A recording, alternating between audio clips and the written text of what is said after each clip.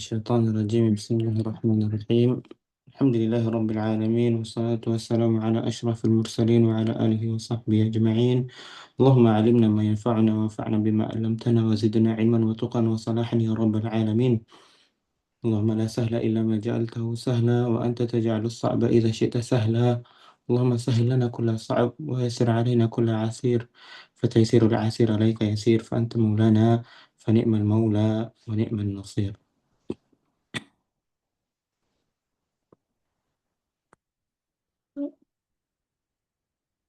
Ikhwani wa akhwati azinallah wa iyyakum jami'an. Tentunya pertama-tama kita memuji dan memuji Allah Subhanahu wa taala atas segala nikmatnya yang begitu banyak, baik yang kita sadari dan yang tidak kita sadari, dan tentunya begitu banyak nikmat yang tidak kita sadari. Sebelum Ana melanjutkan pembahasan, tentunya tidak lupa ya, untuk saling mengingatkan innamal a'malu binniyat wa innamal likulli imri'in ma nawa, bahwa semua amalan tergantung niatnya. Ya. Dan malam hari ini yang kita lakukan adalah mempelajari ilmu yang tentunya punya fadilah tersendiri, ilmu fikih yang termasuk ilmu agama kita, dan itu adalah nikmat yang besar ya. Dengan segala keterbatasan kita mungkin hanya bisa lewat online ya. Dan tentunya untuk terus memperbarui niat kita ya, untuk apa kita belajar fikih, karena ketahuilah bahwa menuntut ilmu dengan niat yang salah itu hanya akan mendatangkan kerugian, bahkan bisa menjadi waliyazubillah tiket masuk neraka di awal-awal. Makanya apalagi ilmu fikih yang kalau ternyata kita salah niat hanya akan menjadikan kita tasahul ya, menjadikan kita malas dalam beribadah ya, mengetahui oh ternyata sebatas ini yang wajib dilakukan hamba, yang ini tidak perlu saya lakukan dan lain-lainnya ya. Maka jadikanlah niat kita adalah tahqiqul ubudiyah, bagaimana kita benar-benar untuk bisa menjadi hamba hakiki ya. Bagaimana agar kita bisa semakin tinggi ketaatan kita, semakin banyak ibadah kita, maka itulah niat utama kita belajar fikih ya. Maka ketika ada yang belajar fikih kemudian ternyata semakin turun tensi ibadahnya, semakin eh, malas ya, ada yang perlu diperbaiki, ada yang perlu diperbarui lagi keikhlasannya. Wallahu taala ala wa a'lam. Sebagaimana yang kita eh, kirimkan kemarin, eh, bahwa malam hari ini insya Allah kita eh, sebentar,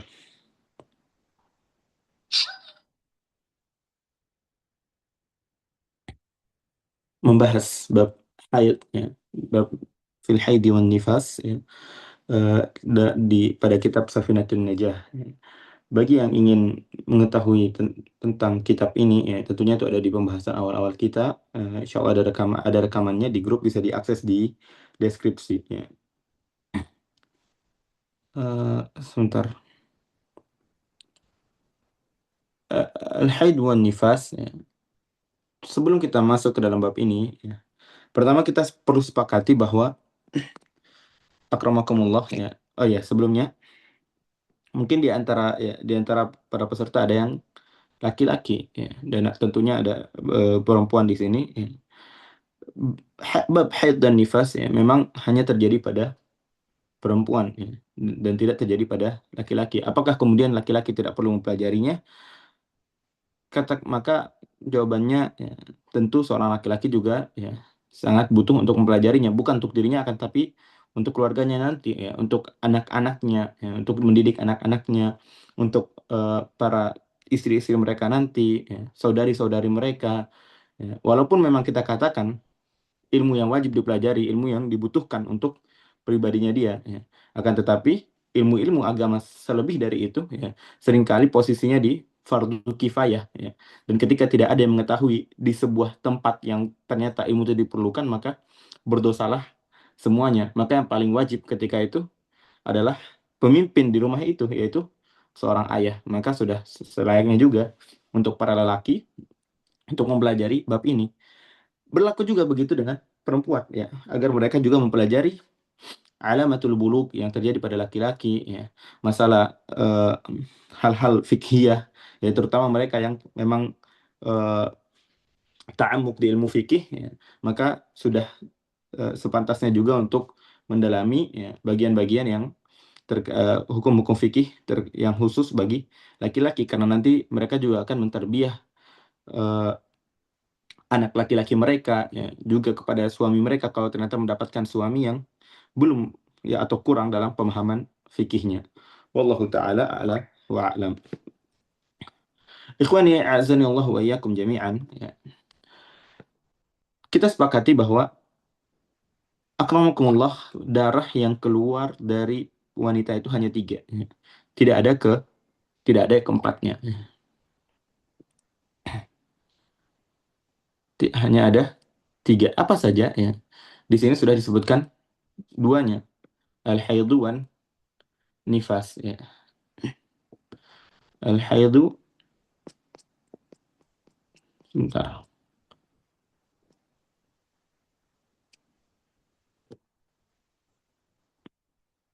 Al-haidu wan nifasu wal istihadatu. Hanya ada tiga itu. Pertama haid ya, nifas dan istihadah ya. Kita hanya akan membahas ciri-ciri dari haid, kemudian ciri-ciri dari nifas. Lalu sisanya ya, selain kedua itu, jika tidak ada ciri-ciri dari dua dua darah ini, maka kita sepakati bahwa itu adalah darah ketiga, yaitu istihadah, dan tidak ada darah selain tiga tiga itu ya. Yang pertama al-haid ya. Apa itu haid ya? Haid ya, itu damun jibillah ya, atau damun tabi'i yakhruju min aqsa rahimil mar'ah ya, ala sabil sihah ya. Jadi akramakumullah ya, darah haid adalah darah yang keluar dari bawah ya, rahim perempuan ya. Dan itu adalah jibillah ya, atau tabii, hal yang eh, normal ya, bukan penyakit ya. Dia keluar ala sabil sihah, dia keluar dengan kondisi sehat ya. Dan warnanya walau nuhu aswadun mukhtadi'un lazza ya. Warnanya itu hitam hitam pekat ya. Dan sekali lagi bahwa haid itu darah yang keluar dalam keadaan sehat. Yaumun walailatun. Di sini dikatakan yaumun walailah. Yaumun walailah ya, satu hari satu malam ya. Atau bisa kita katakan di sini 24 jam ya. 24 jam. Sawa'un akanan inqita'an au ittisalan ya. Jadi bisa jadi ya, damnya itu muttasil, bisa jadi damnya munqati ya. Artinya apa ya? Minimal haid ya. Minimal haid itu terjadi dalam waktu kurun 24 jam ya. Bisa jadi 24 jam itu dalam dalam satu kali ya. Benar-benar akramakumullah darahnya keluar dalam waktu 24 jam. Atau ya bisa jadi inqita'an ya. Inqita'an itu maksudnya sekarang keluar, katakanlah hari ini keluar dalam kurun waktu 5 jam ya. Esoknya keluar dalam waktu 5 jam ya. Besoknya lagi 5 jam. 5 jam kemudian berhenti ya. Nah, di waktu berhenti itulah yang nanti dikatakan ya, waktu inqita'ul haid. Nah, di sana itu juga dikatakan dia juga tetap dalam keadaan haid walaupun darahnya tidak tidak mengalir, dan itulah pendapat mu'tamad atau yang dikatakan dengan istilah sahab ya. Jadi ada istilah sahab. Jadi ana lupa gimana kaidah kebahasaannya. Intinya kalau tidak salah itu ditarik ya. Jadi eh, waktu inqita ya, waktu darah itu tidak mengalir. Mu'tamad pendapat Syafi'iyah atau pendapat yang rajih bahwa keadaan itu mereka tidak tidak tidak apa, mereka dikatakan tetap haid walaupun darahnya tidak mengalir, dan itu yang diistilahkan dengan kata as-sahab ya. As-sahab. Eh, ada pendapat lain ya, ada pendapat lain yang mengambil pendapat al-laqat. Nah, al-laqat di mana bahwa ketika perempuan tidak mengeluarkan darah ya, itu dikatakan ia tidak haid ya. Jadi haidnya hanya ketika darah keluar. Kemudian ketika ketika darahnya tidak keluar, dia dikatakan suci ketika itu, dan itu pendapat marjuh. Akan tetapi pendapat ini digunakan beberapa ulama, bahkan di ulama Syafi'iyah, kondisi ketika perempuan ingin ihram, ya, ketika perempuan ingin umroh, ya, ingin melakukan ibadah umroh, dan saat itu ia dalam keadaan haid dan dia butuh tawaf, ya, maka ya beberapa ulama membolehkan, ya, untuk mengikuti pendapat marjuh itu, ya, pendapat lakot, bahwa kondisi, ya, atau fatrah antara berhentinya darah haid, ya, sebelum keluarnya darah haid lagi, itu dikatakan ia suci, dan ia boleh ketika itu mandi kemudian melakukan tawaf, ya. Dan setelah itu silahkan melanjutkan ibadah umrohnya, karena ibadah umroh yang dibutuhkan dalam keadaan suci atau dalam keadaan tidak haid hanya ketika tawaf, ya, hanya ketika tawaf. Maka ya disitulah gunanya pendapat marjuh tersebut. Akan tapi pendapat yang mu'tamad atau yang rajih, yang dipegang di dalam mazhab Syafi'i, itu pendapat sahab, bahwa waktu di antara tidak keluarnya darah itu tetap dikatakan waktu waktu haid, dan yahrumu fihi ma yahrumu fil haid, ya. Yaumun wa lailatun, ya. Ittisalan au inqita'an. Jadi bisa jadi dalam keadaan muttasil, ya, satu kali benar-benar keluar terus, ya, atau mungkin dalam terpotong-potong sebagaimana yang tadi kita kita jelaskan, ya. Lalu, ya, kalau ternyata kurang dari waktu yang seperti yang kita katakan, ya, maka kalau dia eh, kurang dari yang apa? Kurang dari yang 24 jam tadi, ya, maka itu bukan darah darah haid, ya. Itu kita kemasukan kemana? Sebagaimana kayak yang kita sepakati di awal, cuman ada dua pilihan, ya. Cuman ada tiga pilihan antara haid, nifas, dan istihadah. Maka ketika itu bukan digolongkan haid, bukan juga digolongkan nifas, maka kita katakan itu adalah istihadah kalau kurang kurang dari 24 jam. Wa ghalibuhu, ya, dan rata-rata, ya, atau yang banyak terjadi adalah situn au sab'un ayam, ya. Dan yang sering terjadi adalah yang sering terjadi di antara para wanita adalah 6 atau 7 hari. Wa aktsaruhu 15 yawman bilayaliha. Dan paling lama fatrah haid adalah 15 hari 15 malam, ya.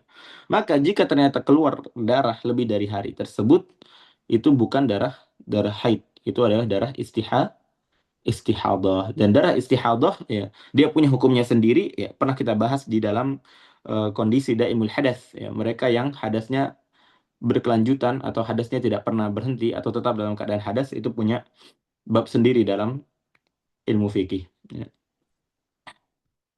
Eh, Ikhwani, a'azani Allah wa iyyakum jami'an, ya.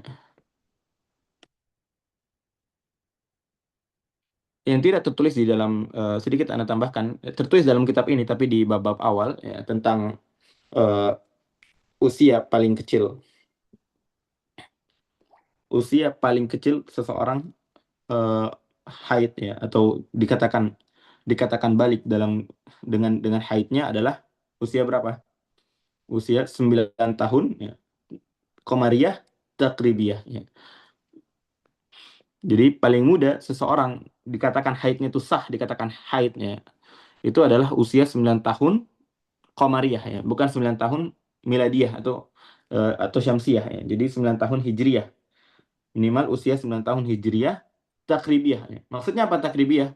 Berarti ada toleransi, ya. Bukan harus 9 tahun Qamariyah. Misalnya dia lahir di 22 Ramadan 1990, belum, 1940 Hijriah, gitu. 1940, katakanlah 1940 Hijriah, ya, 1940 Hijriah, tanggal 22 Ramadan dia lahir. Berarti 1949, ya, 1949 Hijriah, tanggal 22 Ramadan, ya, ia sudah sempurna 9 tahun, ya. Maka ketika itu, ya, kalau dia haid dalam hari tersebut, dikatakan haidnya sudah sah karena dia sudah usia 9 tahun, ya. Takribiyah, akan tetapi, ya, dia itu kira-kira, maksudnya ada kadar toleransi, ya. Berapa hari kadar toleransi itu? Kadar toleransi itu adalah 15 hari, ya. Berarti kalau ternyata dia haid 9 tahun kurang 15 hari, ya, katakanlah di tanggal eh, berapa itu? 13 ya, 13 Ramadan lah atau 8 ya. 8 8 7 Ramadan ya, 7 Ramadan 1949 ya, dia haid. Oh, ternyata kurang 15 hari lagi dia usia 9 tahun. Maka ketika itu haidnya dikatakan sah. Kalau ternyata kurang dari itu ya. Oh, ternyata masih 9 tahun kurang 30 hari atau kurang 25 hari ya. Maka ketika itu dikatakan haidnya belum dikatakan haid ya. Lalu darah apa yang keluar? Sekali lagi darah istihadah ya. Jadi ya, sekali lagi haid adalah darah yang keluar ya, keluar dalam keadaan sehat ya. Dan minimalnya adalah 24 jam ya. Dan terjadi paling cepat ya, bagi perempuan adalah usia 9 tahun Qamariyah Takribiyah ya. Dan rata-rata terjadi selama kurun 6 sampai 7 hari ya. Dan batas paling lamanya adalah 15 15 hari ya. Sejauh ini ada yang ingin tanyakan? Ya, silakan ditulis di chat kalau perempuan ingin bertanya.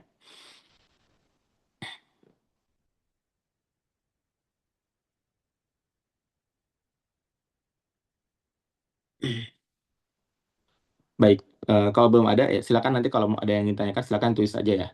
Anda lanjutkan ya. Kalau tuhri bain, oh ya, masalah masalah masalah haid ini tentu ada banyak permasalahan ya. Nanti Anda akan berikan beberapa taklik. Kita selesaikan dulu yang ada di matan ya. Aqallu tuhri bainal haidataini khamsata asyara yauman ya. Dan paling cepat ya, paling cepat seseorang suci ya, seorang suci dari antara dua haid ya, itu 15 hari. Jadi kalau ternyata dia sudah haid ya, kemudian dia suci ya, kapan paling cepat dia buat haid lagi ya? Ditunggu 15 hari ya. Minimal 15 hari waktu sucinya. Dan paling banyak ya orang-orang itu suci 24 hari atau 23 23 hari ya, sama dengan yang tadi ya. Ini kan kebalikannya. Kalau ternyata haid itu rata-ratanya 6 hari 7 hari, maka suci kebalikannya ya, sisa dari 30 hari 1 bulan ya. 6 hari haidnya berarti 24 hari sucinya, dan kalau 7 hari haidnya berarti kurang lebih 23 hari sucinya ya. Dan itu yang rata-rata. Wala hadda li aktsarihi, dan tidak ada batas batas banyaknya ya. Karena apa? Wala hadda li aktsarihi, dan tidak ada batas batas lamanya tuhur ya. Jadi bisa jadi orang berhenti haidnya ya, karena ada menopause dan lain-lainnya ya. Ada orang yang tidak haid, hanya 1 kali dalam hidupnya dia haid ya. Ada bahkan yang tidak pernah haid ya. Dan ya, guru kami dulu Syekh Husan Lutfi hafizahullah wara'ah, beliau ketika menggambarkan ya, kondisi orang tidak haid dalam keadaan sehat tuh gimana ya. Bisa jadi dia melahirkan kemudian dia nifas ya, dan setelah dia nifas tiba-tiba melahirkan lagi ya, akhirnya kan tidak ada gap di sana antara dua haid ya. Bisa jadi dia tidak haid dalam bertahun-tahun ya. Biasanya terjadi bagi mereka yang hamil kemudian lahiran, baru setelah selesai lahiran ternyata nggak lama setelah fase nifasnya kemudian hamil lagi, kemudian dan seterusnya ya. Allah taala ala wa alam ya. Jadi kemudian ya, di sini masuk pembahasan tentang nifas ya. Aqalun nifasi majjah ya. Majjah ya, 1 kali keluar ya, atau biasa juga dalam kitab lain dikatakan lahzah ya. Dikatakan hanya benar-benar sebentar ya. Jadi nah, apa itu nifas ya? Nifas adalah adam ya. Eh, Adam yakhruju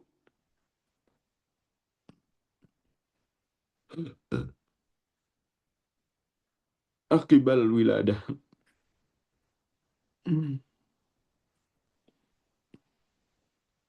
Aduh, tulisan anak nggak bisa kebaca sekali lagi.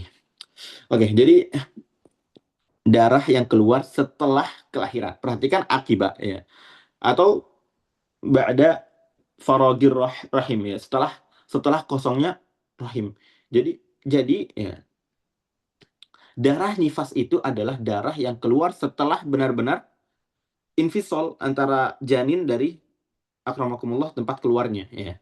Kalau ternyata keluar darah asna al wiladah ya, asna al-wiladah, ketika keluarnya bayi bersamaan dengan keluarnya bayi, maka itu bukan darah nifas. Itu antara darah haid atau istihadah. Ya. Bisa jadi haid, bisa jadi istihadah. Ya. Karena nanti ada perbedaan pendapat tentang apakah bisa haid dalam keadaan hamil. Ya. Dan Allah alam dikatakan ada yang mengatakan bahwa itu bisa terjadi. Ya. Atau keluar sebelum 1 menit sebelum keluarnya bayi, maka sekali lagi itu juga bukan darah darah nifas. Ya. Darah nifas adalah darah yang keluar ya, setelah benar-benar kosongnya rahim ya, dan terpisahnya anak dari akramakumullah tempat keluarnya. Ya. Jadi nifas adalah darah yang keluar setelah kelahiran ya, akibal wiladah. Dan paling cepatnya nifas ya, ada orang yang tidak nifas sama sekali, ada yang nifas bahkan hanya sebatas lahzah ya, cuman keluar darah setelah itu tidak ada lagi ya. Wa ghalibuhu arba'una yauman, dan rata-ratanya adalah 40 hari, dan paling banyaknya adalah 60 hari. Kalau ternyata lebih dari 60 hari ya, maka darah apa ya? Sebagaimana kita sepakati, kalau itu bukan haid bukan nifas, berarti istihadah ya. Ikhwani wa akhwati azani Allah wa iyyakum jami'an ya. Yang tidak ada dalam kitab Safinah ini dan sering berada di kitab-kitab lain seperti misalnya di kitab Ghoyah atau Takrib dan lain-lainnya ya. Biasanya ditambahkan lagi di sini wa aqallul wiladah ya, dan aqallul wiladah, aqallu hamlin ya, dan paling cepat fase orang hamil ya, paling sebentar orang hamil itu berapa lama ya. Ini yang tidak ada di sini.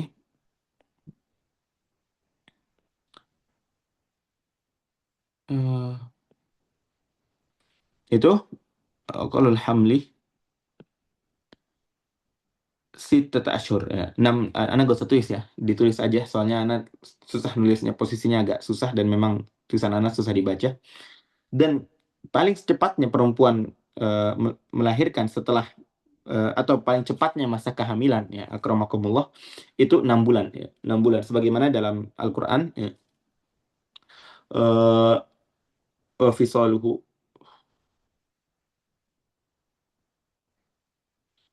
wa hamluhu wa fisaluhu salasuna syahra ya.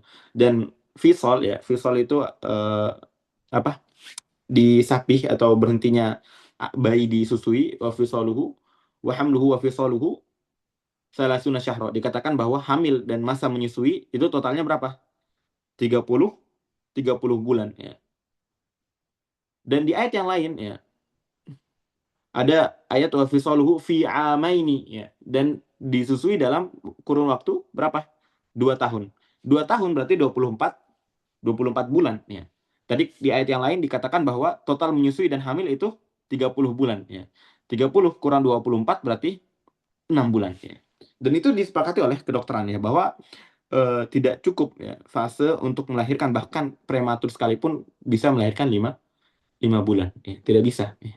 Paling cepat adalah 6 bulan, makanya biasa prematur itu di 7 bulan ya, 8 bulan ya, dan sempurnanya itu di 9 bulan ya. Dan makanya di kitab fikih juga golibuhu tis'ata ashur ya, jadi paling cepat masa kehamilan itu 6 bulan dan rata-ratanya 9 bulan ya, dan nanti paling lamanya berbeda pendapat ya. Makanya ya, di dalam hukum fikih kalau ternyata keluarnya di 5 bulan ya, dia dikatakan bahwa itu lahirnya bukan dari laki-lakinya ya, bukan dari suaminya ya.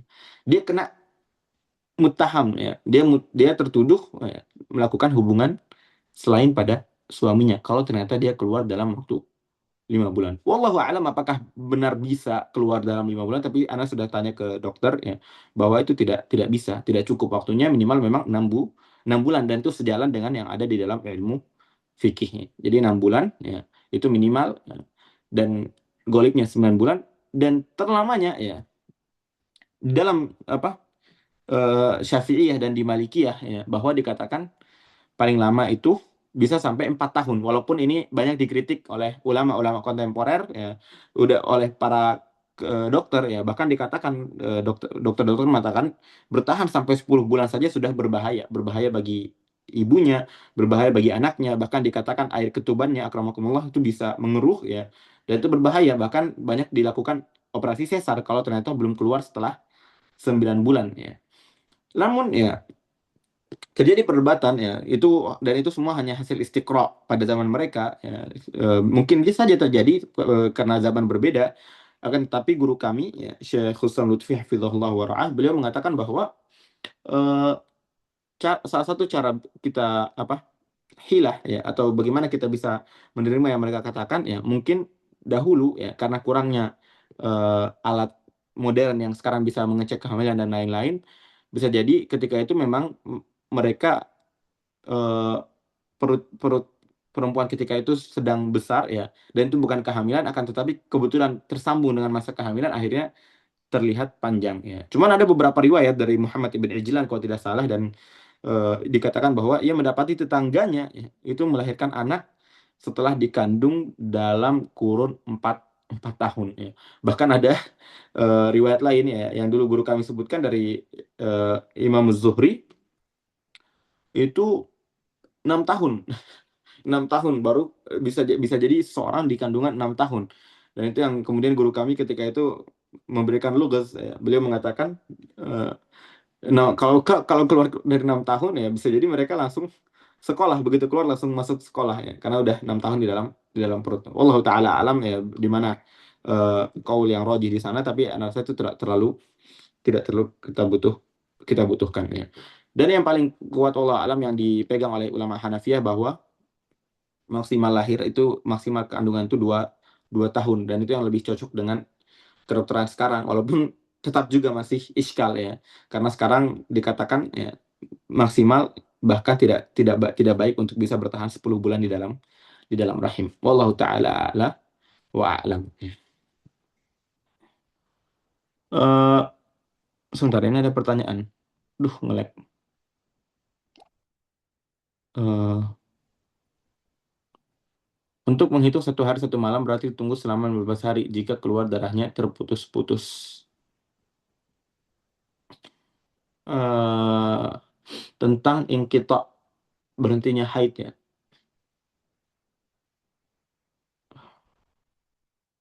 Wallahu alam ya, nanti Ana coba disimpan aja dulu pertanyaan tentang berhentinya haid itu ya. Kalau tidak salah cukup zon golib ya. Kalau memang ternyata dicek oh sudah tidak ada ya, maka ketika itu sudah dikatakan itu berhenti haid ya. Cuma nanti masalah-masalah cek itu juga ada perbedaan. Ada yang mewajibkan mengecek, ada yang mengatakan bahwa zon itu sudah cukup ya. Untuk menghitung 1 hari 1 malam berarti ditunggu selama 15 hari jika keluar darahnya terputus-putus selama 15 hari.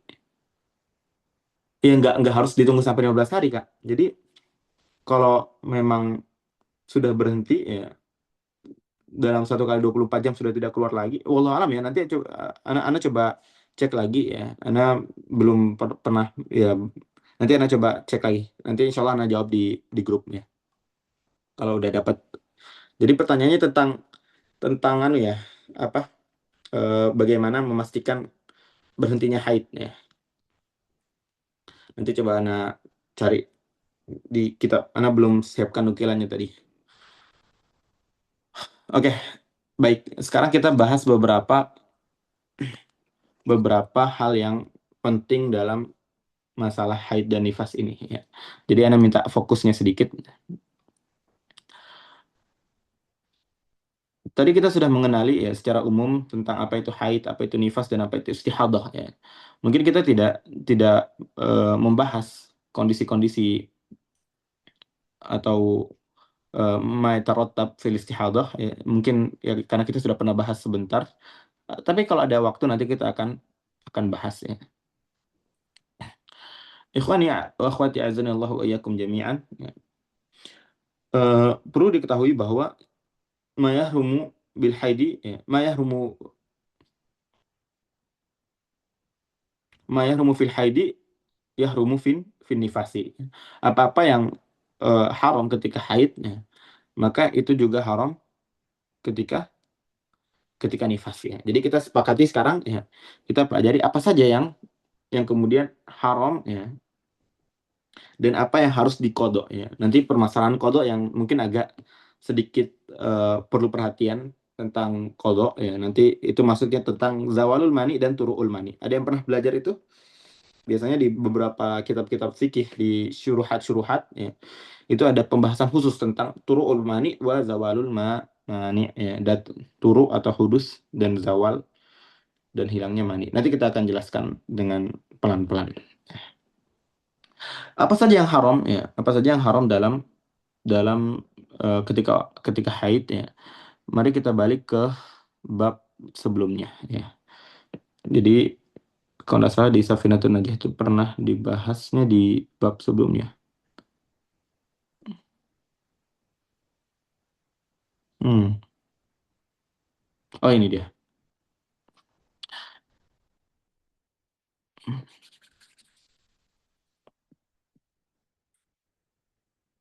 Apa yang haram ketika seorang haid? Yang pertama as-salat ya. As-salat di sini salat ini adalah baik dia wajib ataupun dia sunnah ya. Salat wajib dan salat sunnah ya. Dan dikatakan salat juga yang masuk dalam salat juga sujudnya. Sujud syukur, sujud tilawah itu tidak boleh dalam keadaan haidnya. Jadi salat wajibnya itu tidak boleh, salat sunnah juga tidak boleh, dan apa-apa yang diilhak ke salat seperti misalnya sujud tilawah, sujud syukur ya, apa sholat Jumat ya, sholat Jumat, khutbah Jumat ya. Kan pendapat muktamad perempuan boleh ikut ikut Jumat ya, boleh ikut Jumat. Akan tetapi perempuan yang haid juga tidak boleh duduk mendengar khutbah khutbah Jumat ya. Jadi sholat dan apa-apa yang diilhak kepada sholat. Wa tawaf ya. Tawaf juga tidak boleh wanita haid ya. Akan tetapi kalau ittiroran ya kayak darurat seperti misalnya umroh, ingin melaksanakan umroh dan maka tadi kita sudah jelaskan bisa mengambil pendapat al-Laqat ya. Mereka yang mengatakan bahwa antara berhentinya keluar darah haid ya, sampai keluarnya lagi itu dikatakan suci ya. Maka bisa diambil kesempatan ketika itu untuk tawaf ya. Wa masul mushaf wa hamluhu ya. Di sini permasalahan yang eh, akan kita bahas sedikit, masul mushaf dan hamluhu ya. Menyentuh Al-Qur'an dan membawanya. Oh, di sini kita langsung gabungkan saja dengan wa qiraatul Qur'an. Jadi ada tiga ya. Membaca mushaf, membawa mushaf, dan membaca Al-Quran. Di sini semua ada tafsirannya satu-satu kita bahas. Pertama, masul mushaf ya, menyentuh Al-Quran. Ya. Menyentuh Al-Quran ya, itu empat ulama mazhab sepakat bahwa wanita haid tidak boleh menyentuh menyentuh Al-Quran. Mau dengan penghalang, mau tidak ada penghalang. Ya. Itu ulama mazhab sepakat. Ya.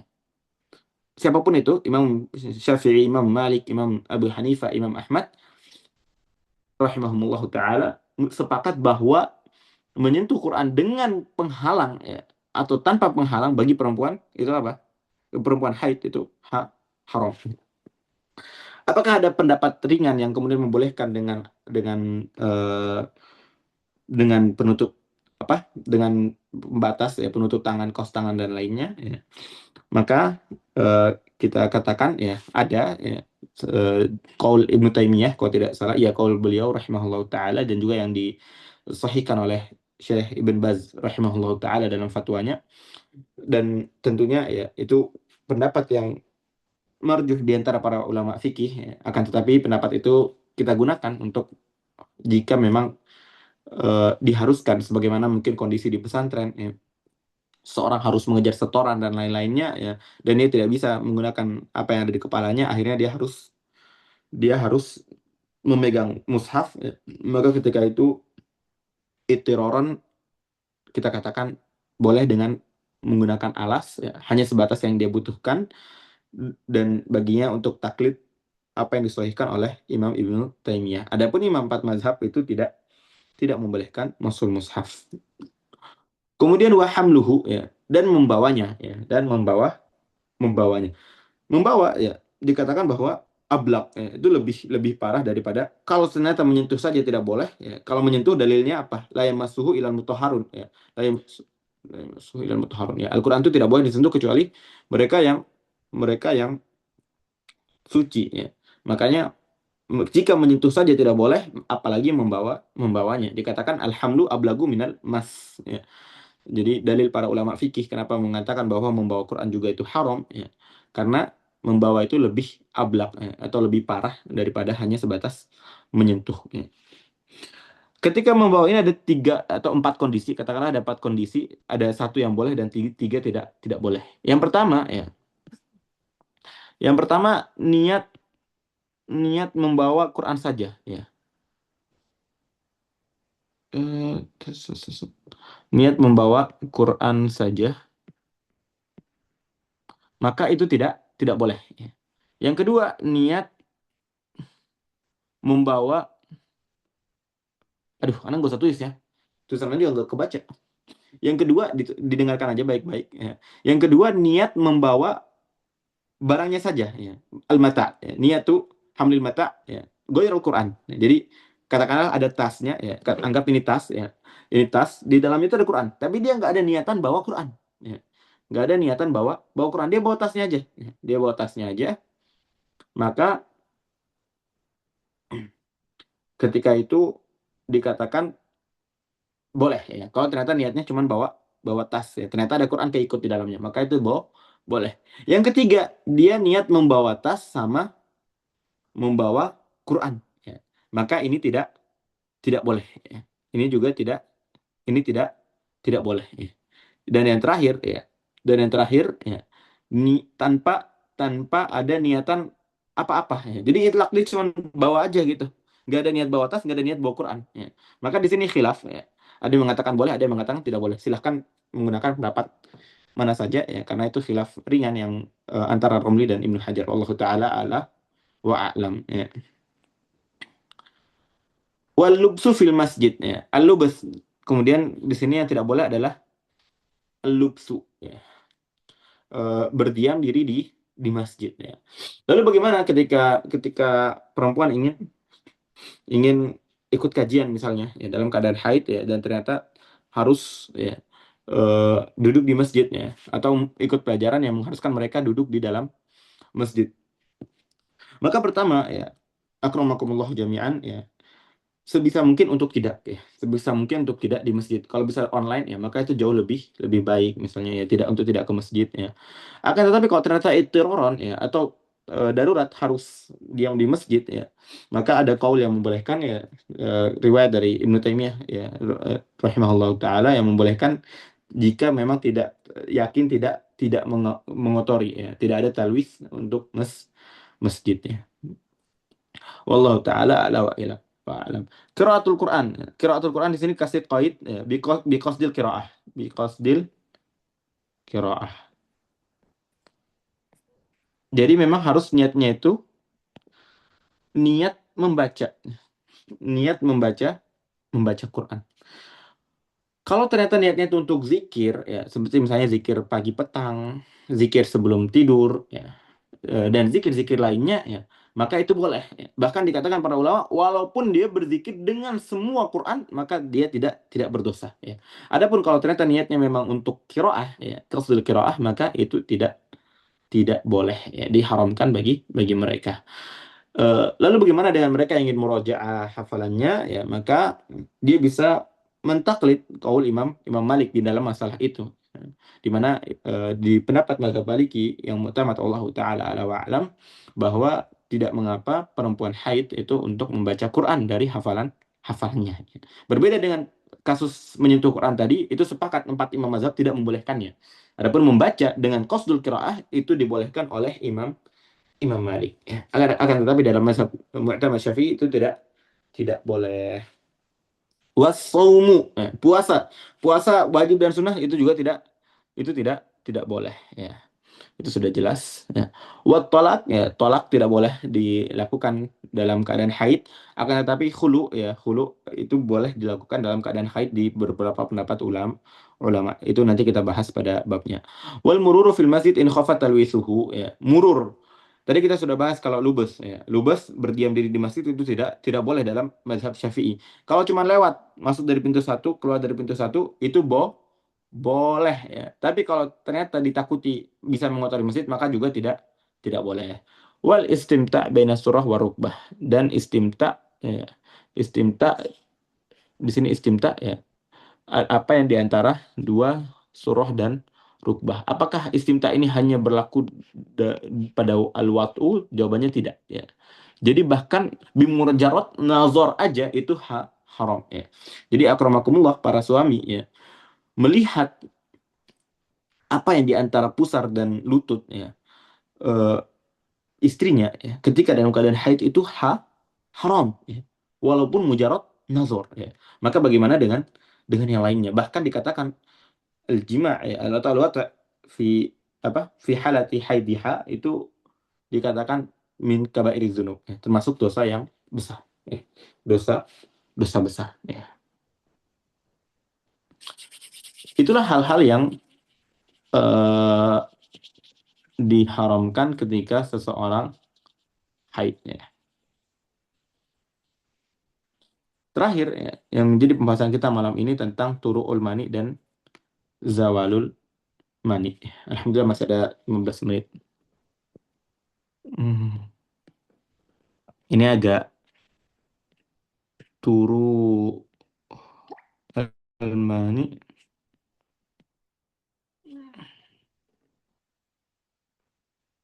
zawalul mani.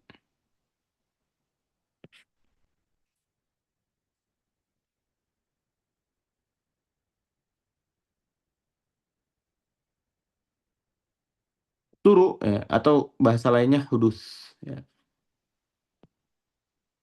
hudus atau datangnya mani. Mani itu apa ya? Mani dalam istilah usulul fiqh apa? Ma yalzam min wujudihil adam ya. Apa yang dengan keadaannya dia itu mengharuskan sesuatu itu menjadi tidak ada. Salat ya, kedatangan mani ya. Mani misalnya ada najis di dalam badannya ya, itu mengharuskan salat itu jadi tidak ada ya. Apa saja ya? Di sini kita fokus turun mani dan zawal mani ini sebenarnya biasanya masuk ke dalam bab bab salatnya. Tapi tidak apa kita bahasnya di dalam bab haid ya. Kita fokus membahas tentang kondisi haid ketika menjadi mani dalam sebuah ibadah yaitu salat ya. Ketika seseorang haid ya, akramakumullah tentu tidak bisa melakukan salat ya. Nah, turul mani ya, di sini maksudnya adalah dia kedatangan mani. Apa tadi maninya? Haid ya. Katakanlah masuk waktu sholat zuhur. Ya. Masuk waktu sholat zuhur, ya, dia setelah 10 menit misalnya, ya, sudah masuk waktu sholat zuhur, lewat 10 menit, ternyata dia haid. Ya. Apakah kemudian, ya, apakah kemudian dia harus mengkodok sholat zuhurnya? Ya.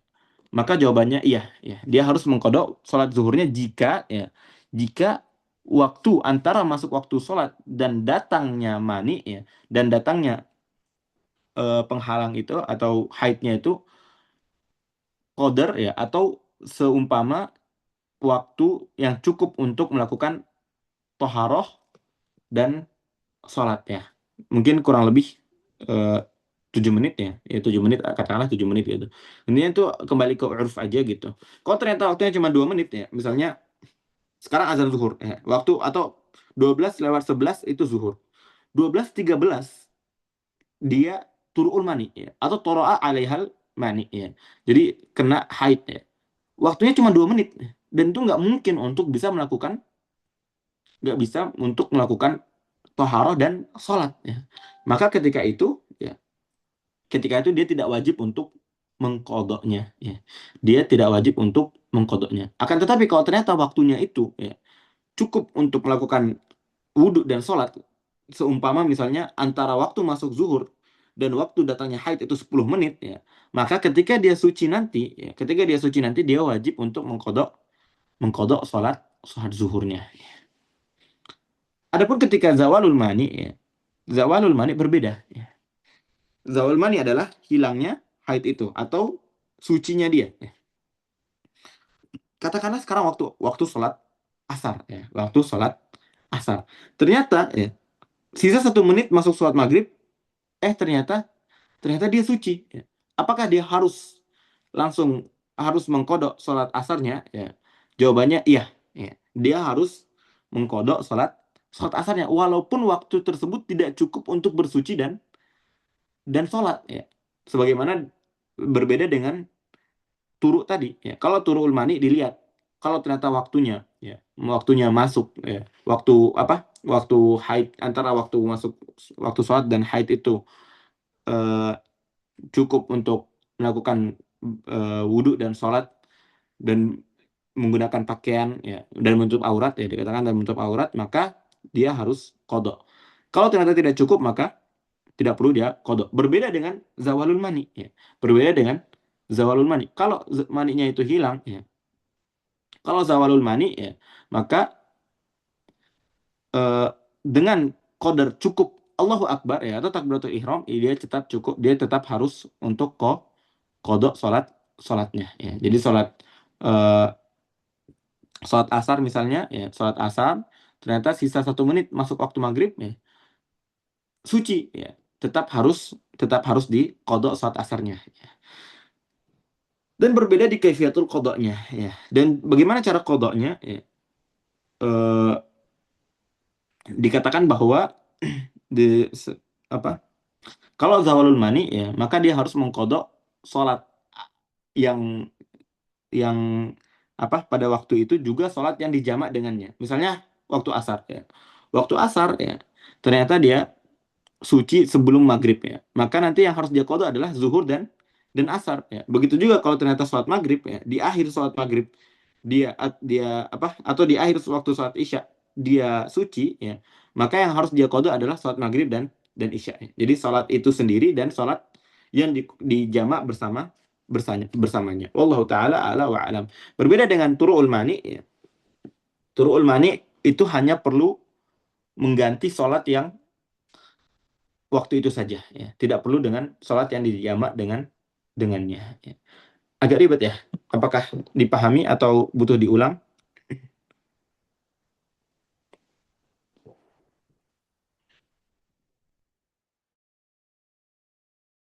Mani itu datangnya mani, katakanlah misalnya orang sholat zuhur ya, sholat zuhur ya, waktu zuhur mas 12:11 ya, ternyata 12 dia kena haid ya, kena haid.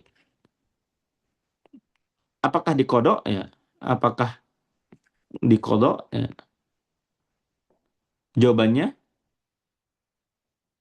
Jawabannya tidak. Kenapa ya? Karena tidak mungkin ya seseorang bisa melakukan sholat ketika itu ya. Bagaimana bisa dalam waktu 2 menit dia wudhu, dia sholat, itu tidak mungkin.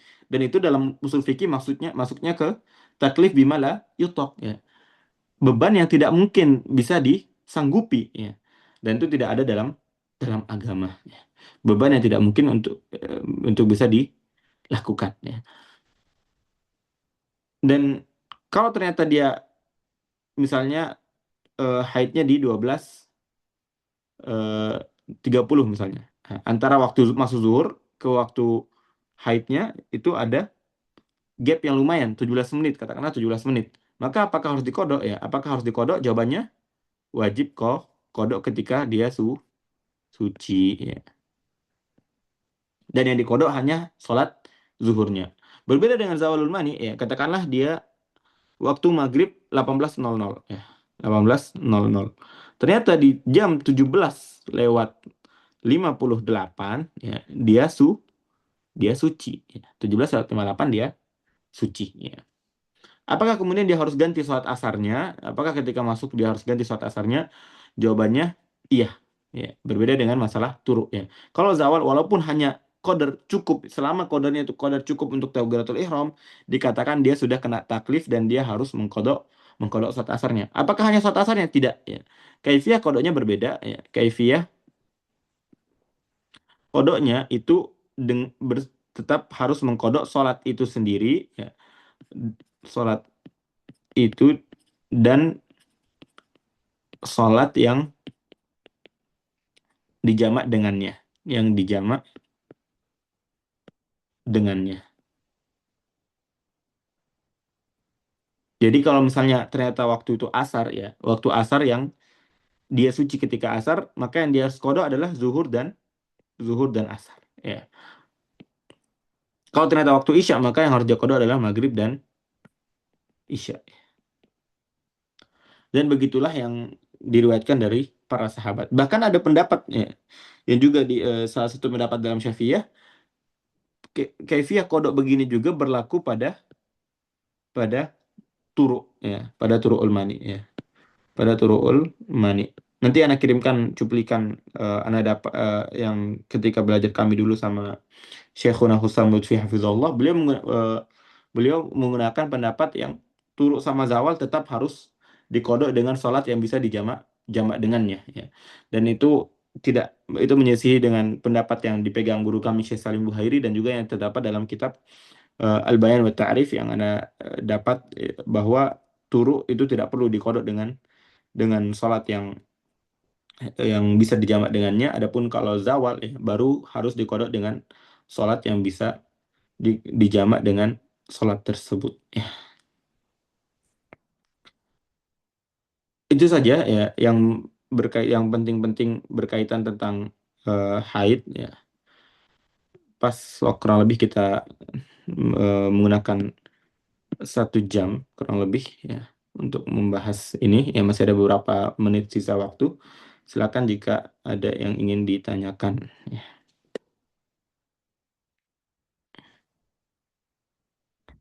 Bagi yang ingin mendalami eh, tentang haid dan nifas ini bisa merujuk ke kitab Al-Ibana wal Ifadah ya. Itu banyak syarah-syarah dari masyayikh-masyayikh di YouTube bisa dicari ya. Karena memang banyak masalah-masalah yang anak sendiri pun masih sangat kurang ya dalam masalah haid dan nifas ini. Dan sekali lagi ya tidak harus seseorang itu eh, mengalami ya untuk mempelajari ya. Bisa jadi kita mempelajarinya untuk orang lain dan itu akan mendapatkan pahala yang besar tentunya ya sebagaimana Imam Nawawi dan ulama-ulama fikih lainnya, bukankah mereka menuliskan bab talak ya. Bahkan Imam Nawawi menjelaskan secara detail tentang bab pernikahan padahal beliau sendiri tidak menikah ya. Dan tentunya tidak tidak harus seseorang menunggu ia melakukan talak kemudian belajar bab talak ya. Akan tetapi ya bisa jadi mungkin nanti seseorang yang dekat dengannya membutuhkan akan ilmu tersebut dan dia menjadi orang yang menutup fardu kifayah tersebut dan itu adalah pahala yang begitu besar ya. Maka tidak ada salahnya ketika seseorang lelaki untuk mencoba mendalami bab bab haid dan nifas ya. Selama niatnya bersih ya litafaqquh ya, untuk nanti membantu orang-orang dekatnya, ya, insya Allah itu adalah pahala yang begitu besar. Silakan yang ingin bertanya. Insya Allah rekaman, alhamdulillah pertemuan ini kita ada rekamannya, jadi nanti kita upload di YouTube yang sama dengan pertemuan-pertemuan sebelumnya, bisa diakses di deskripsi grup. Jazakumullah khairan katsira. Maaf ya kalau agak kecepatan, jadi anak ngejar gimana bisa nyelesain materi haid dan nifas ini dalam waktu 1 jam dan alhamdulillah pas banget waktunya kurang lebih ya. Jadi nanti kalau untuk yang banyak yang kurang dipahami silakan disimak ulang rekamannya. Pertanyaan di grup tetap tetap open ya. Silakan bertanya.